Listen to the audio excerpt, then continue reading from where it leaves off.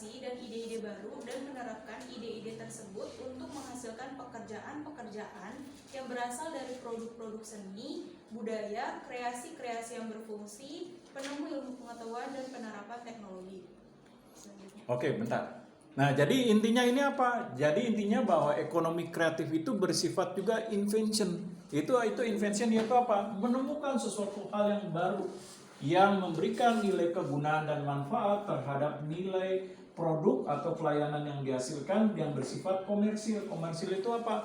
Bisa memiliki nilai ekonomi yang diperjualbelikan, seperti mendatangkan keuntungan, pendapatan, ataupun mendatangkan dalam bahasa Inggrisnya adalah profit.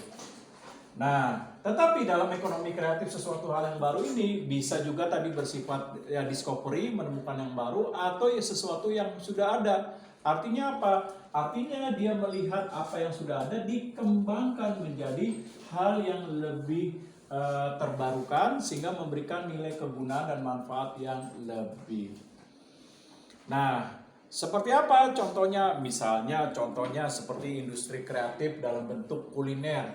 Nah, seperti bakso pada umumnya. Nah, kita bisa menciptakan sesuatu yang baru dari yang sudah ada. Seperti misalnya bakso keju. Lalu kita tambahkan dalamnya kasih cabai yang banyak, disilakan mercon.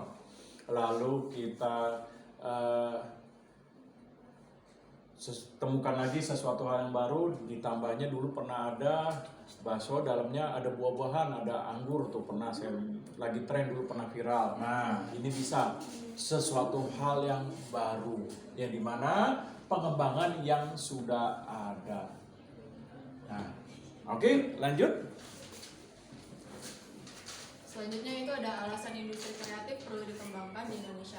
Secara umum karena sektor industri kreatif ini memiliki kontribusi ekonomi yang signifikan bagi perekonomian Indonesia dan memperkuat citra dan identitas bangsa, serta menciptakan iklim bisnis yang positif yang memanfaatkan sumber daya yang terbarukan, yang mendukung penciptaan inovasi dan kreativitas anak bangsa, dan memiliki dampak sosial yang positif.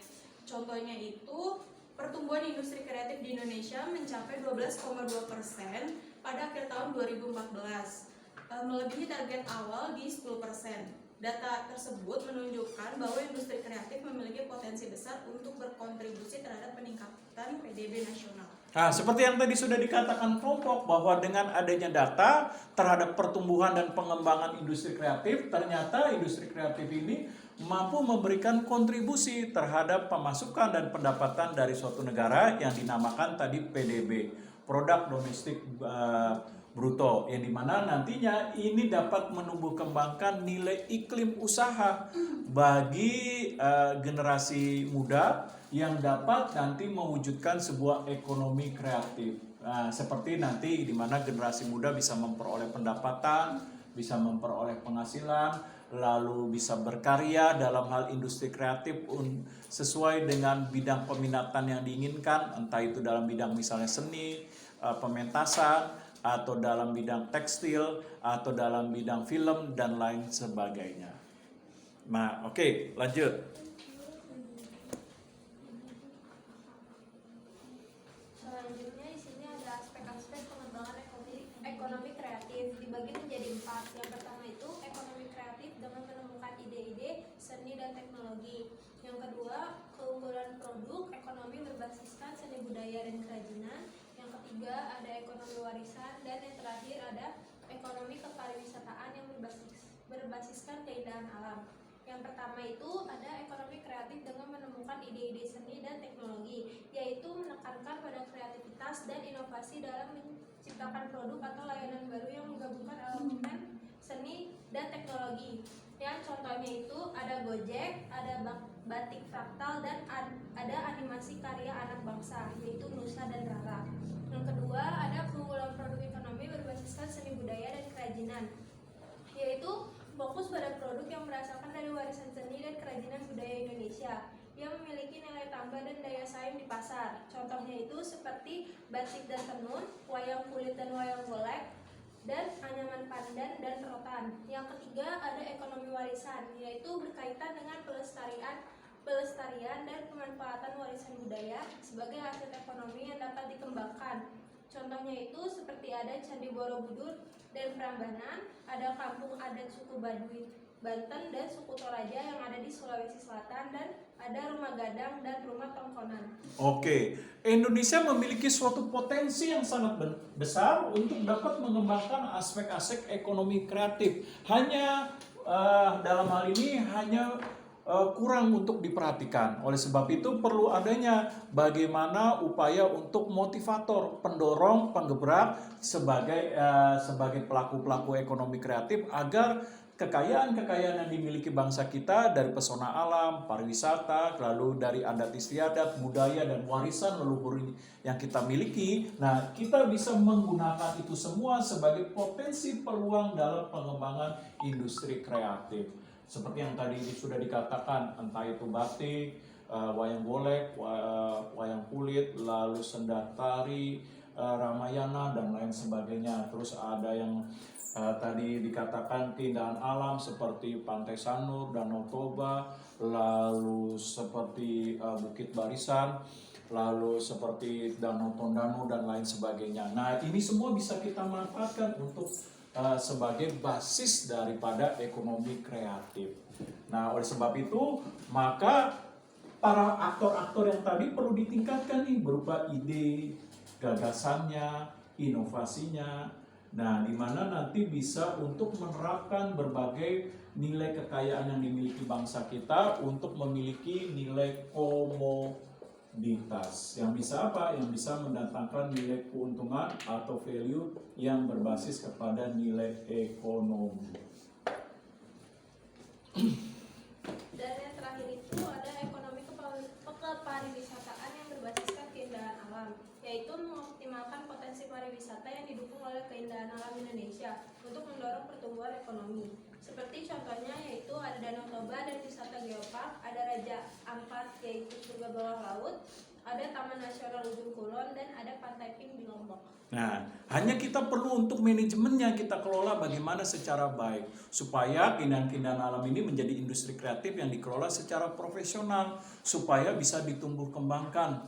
Nah, jangan kalah tuh hanya cuma Singapura cuma modal patung singa begini doang muncrat tuh. Nah, bisa didatangi banyak wisatawan, kita juga jangan kalah, kita banyak kok keindahan alam yang tidak kalah dengan Singapura hanya cuma modal patung singa gini doang terus sambil keluar air. Nah, kita banyak keindahan alam yang dimana itu menjadi potensi yang sangat berharga untuk mendatangkan nilai keuntungan dan pendapatan serta peluang usaha. Nah, ini harus bisa dikembangkan secara terwujud bagaimana industri kreatif ini menghasilkan suatu nilai keuntungan bagi ekonomi.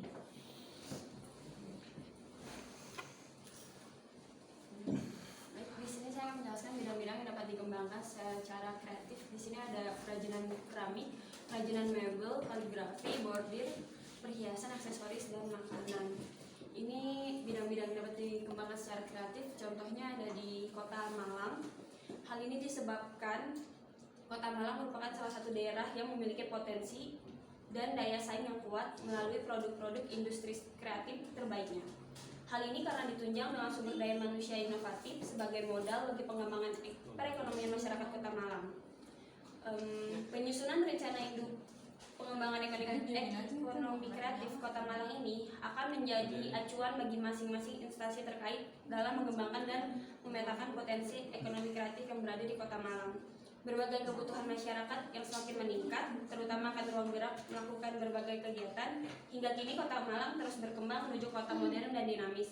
Fungsi lahan mengalami perubahan sangat pesat, seperti dari fungsi pertanian menjadi pemukiman, hotel, pertokoan, dan industri. Kota Malang sangat nyaman karena potensi alam yang dimiliki.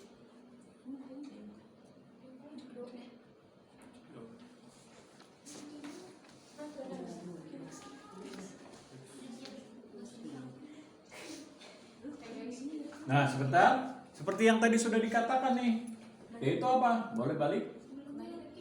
Nah, ini dia bidang-bidang yang bisa ditelusuri sebagai peminatan dalam ekonomi kreatif. Nah, contoh seperti makanan, kita banyak pesona makanan di Indonesia, makanan tradisional. Bahkan Indonesia dari dulu sampai sekarang kaya akan rempah-rempah.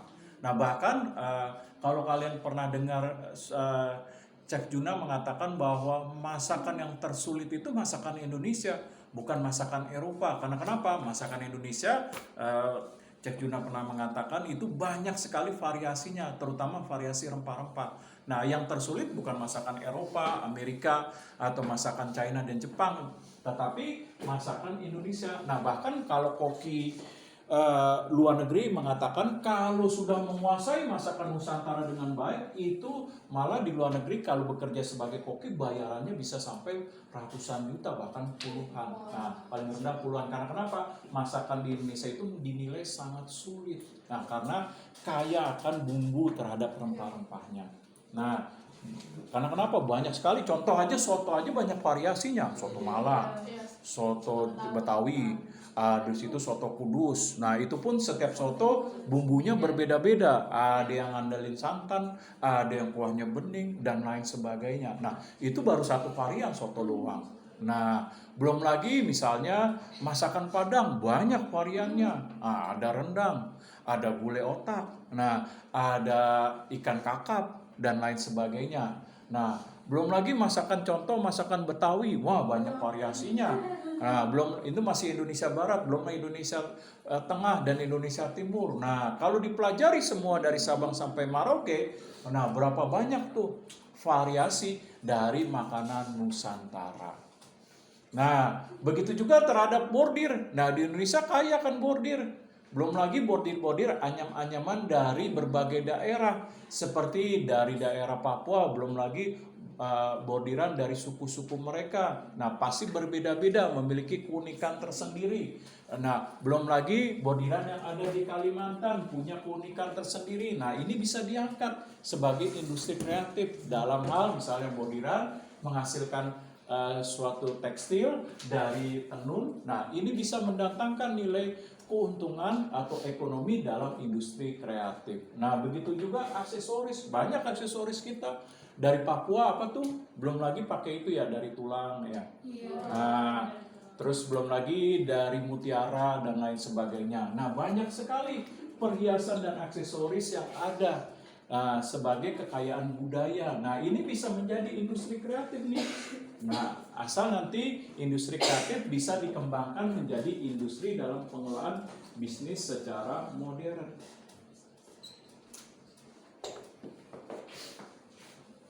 Nah, begitu juga terhadap industri keramik. Nah, industri keramik kita juga banyak. Jangan kalah terhadap industri keramik yang di Cina. Cuma ngandelin giok doang tuh. Nah, kita banyak industri keramik dari berbagai macam bentuk batuan-batuannya. Nah, ini bisa kita manfaatkan sebagai industri kreatif supaya bisa bersaing. Kerajinan keramik kita, mebel kita bersaing dengan industri-industri yang lain seperti China, Jepang, Korea, jangan kalah. Nah, kita banyak ukiran. Kalau Jepang, Korea, China cuma ngandelin naga, kita banyak. Ada macan kita, ada harimau, berbagai macam bentuk yang bisa menjadi nilai kekayaan. Nah, begitu juga kaligrafi, kita banyak kaligrafi. Ya, bisa kaligrafi dari Papua, dari Ambon, bisa kaligrafi dari suku Aceh dan lain sebagainya. Nah, ini bisa ditumbuh kembangkan nih kaligrafi kita supaya nanti kaligrafi kita bisa bersaing dengan kaligrafi industri yang lain seperti industri China, Jepang, Arab dan lain sebagainya. Nah, supaya nanti industri kaligrafi kita menjadi industri salah satu bisa industri primadona yang dapat memberikan keuntungan dan menumbuh kembangkan nilai ekonomi. Nah, oke, lanjut.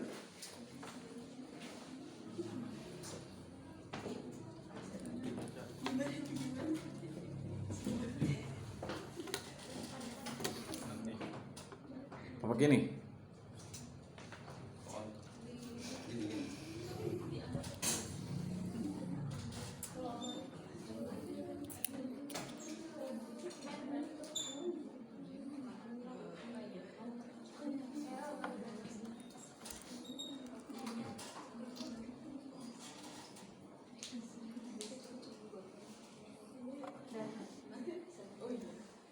Dan terakhir ada manfaat pengembangan ekonomi kreatif. Artinya, kreativitas dalam bidang ekonomi tidak memberikan batasan seseorang untuk meningkatkan ide-ide baru untuk menjalankan di dunia bisnis. Yang kedua, ada membuka banyak lapangan kerja. Jika inovasi baru bermunculan dalam dunia bisnis, maka secara langsung akan menciptakan produk baru yang dijual. Produk ini memerlukan ahli untuk memproduksi dan memasarkannya. Tidak masalah jika satu usaha hanya memerlukan beberapa karyawan saja, karena di tempat lain juga